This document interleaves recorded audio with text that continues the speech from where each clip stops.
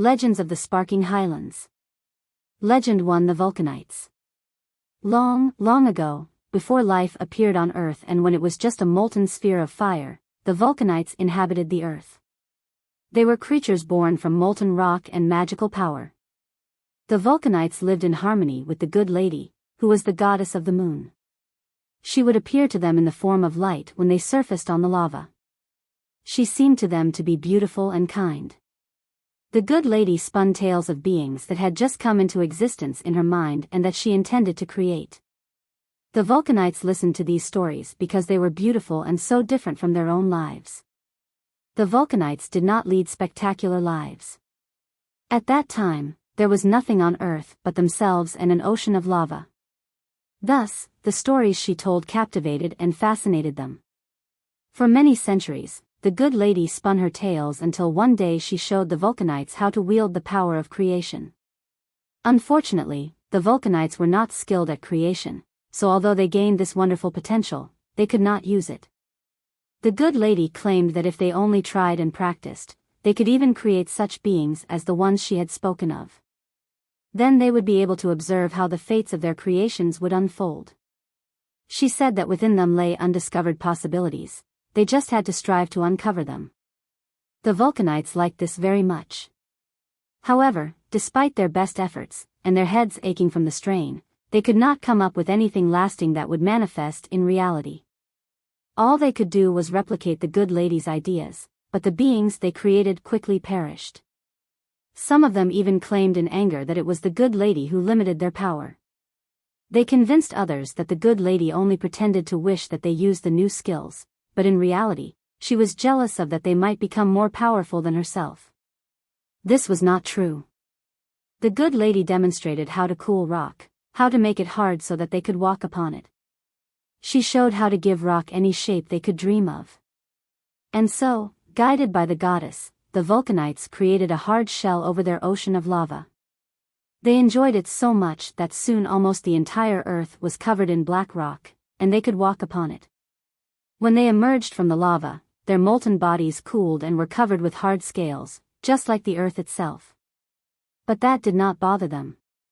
Inside, lava still flowed within them, and the power was even stronger than before, as it did not escape their bodies. They could move faster and more gracefully than ever.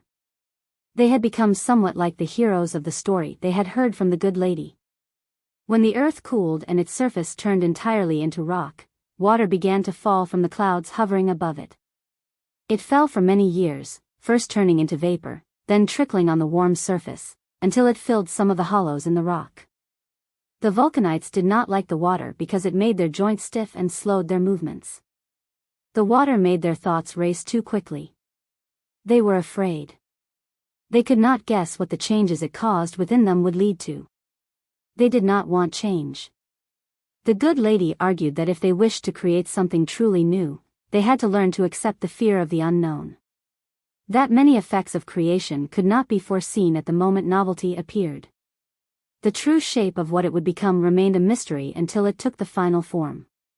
However, if they overcame their fear of change and accepted the risk that not all the fruits of their labor would please them, they would discover immense joy and satisfaction.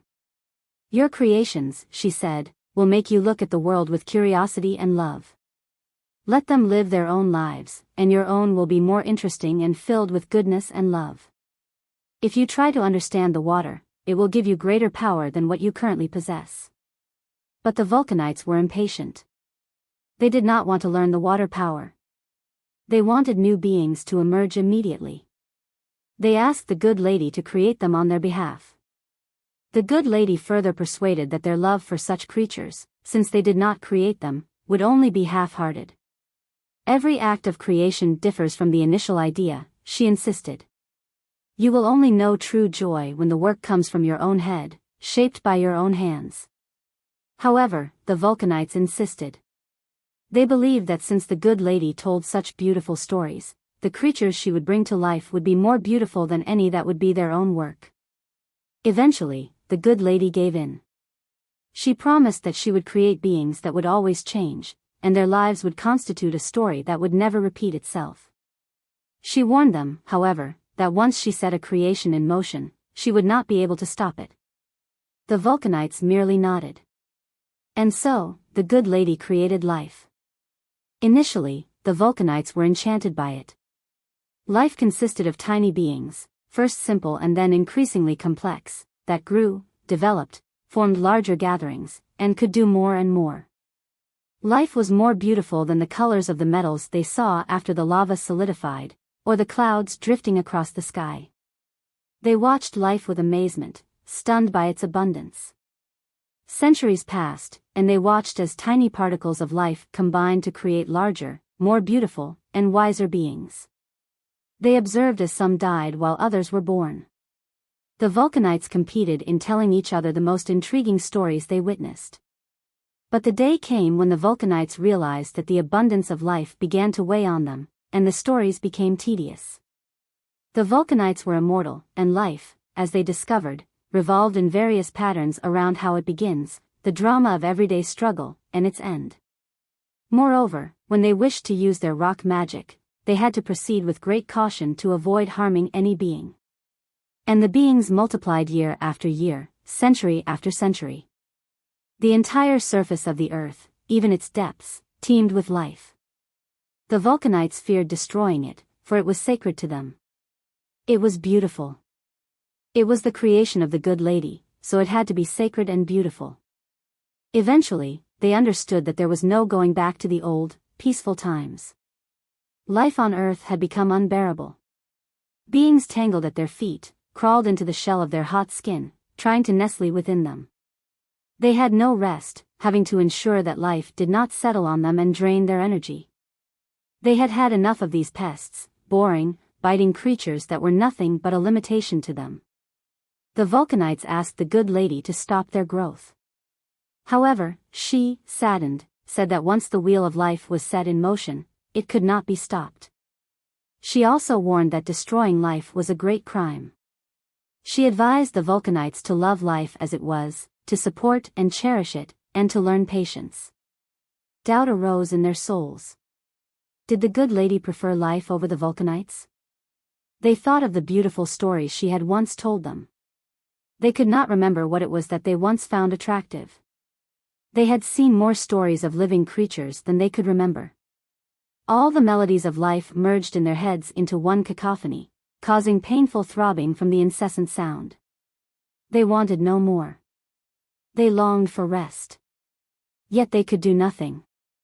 They felt helpless. They had great power, but they could not use it freely. At every turn, there was life that could perish if they were careless. Initially, they tried to heed the lady's advice. Learn patience. Watch the stories. Focus on individual beings. Recall other similar lives. Enjoy what they had. They worked hard on nurturing love within themselves. Advised each other how to be successful at it. And they were very patient to make sure their power never did any harm. But every creature has a limit. And patience was not in the Vulcanites' nature. The more effort they put into following the good lady's instructions, the harder it became. They could no longer spark joy within themselves, and the constant focus on not destroying precious life led them to believe that they themselves had ceased to be loved and important. They felt they paid dearly for the life created by the good lady. They understood that they would never be happy. Their anger grew. The good lady taught the Vulcanites, if it were your own work, your joy would never diminish even despite the discomfort. Look at the joy living creatures feel when they give rise to new life. How much greater would your joy be if you yourself were the creators of all the life you observe? I warned you. Now you must learn to live with life that is not your own creation. The Vulcanites felt cheated. They rebelled. They vowed to destroy all life and restore the old state. They caused cracks and fissures to appear in the earth's crest.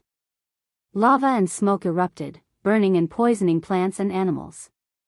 This went on for many centuries, until finally, the good lady, with great sorrow, decided to imprison the Vulcanites deep within the earth. In this way, they could do no more harm to life. However, she could not imprison them deep in lava. Oh no. For they were no longer the same beings made of lava they once were.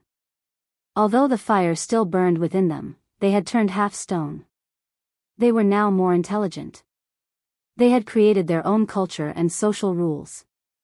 Imprisoning them in lava would cause them to regress to primitive times. It was also unnecessary. The good lady locked the Vulcanites in solid rock. There they could remain unchanged, while being separated from the irritating life. They could tunnel through the rock and thus, to some degree, satisfy their desire to shape the world according to their wishes. They could recall the stories told by the good lady, and one day, maybe, they could learn patience and call new creatures into existence. Perhaps, in a long time, they could return to the surface and be reunited with the good lady. However, the Vulcanites were not willing to accept their fate. They could not bear that life was growing in the earth above them, drawing strength from the ground that once belonged only to them. Its existence was an insult to the Vulcanites. Their imprisonment only fueled their hatred. They rebelled once again. They hollowed out corridors in the rock and emerged to the surface. Regular war began, with lava flooding the living beings, the sky covered with ash which blocked the light which plants fed on. The good lady mourned but understood she had to stop this once and for all. She understood she needed allies on the Earth's surface as she could not handle the situation alone. She bestowed magic upon the intelligent living beings called humans, which had recently emerged. Together, they put spells on the solid Earth to make it almost impenetrable by the Vulcanites. Should any of them manage to come to the surface, though, the light of the sun or the moon combined with the fresh air, would cause them to freeze solid. Shortly exposed to these conditions, the Vulcanites would end with their minds scrambled by magic. They would become mad, confused and lost monsters, shadows of their former selves, resembling barely moving chunks of rock. Ultimately defeated, they return to the solid rock. To this day, they wait for the chance to finally eradicate life.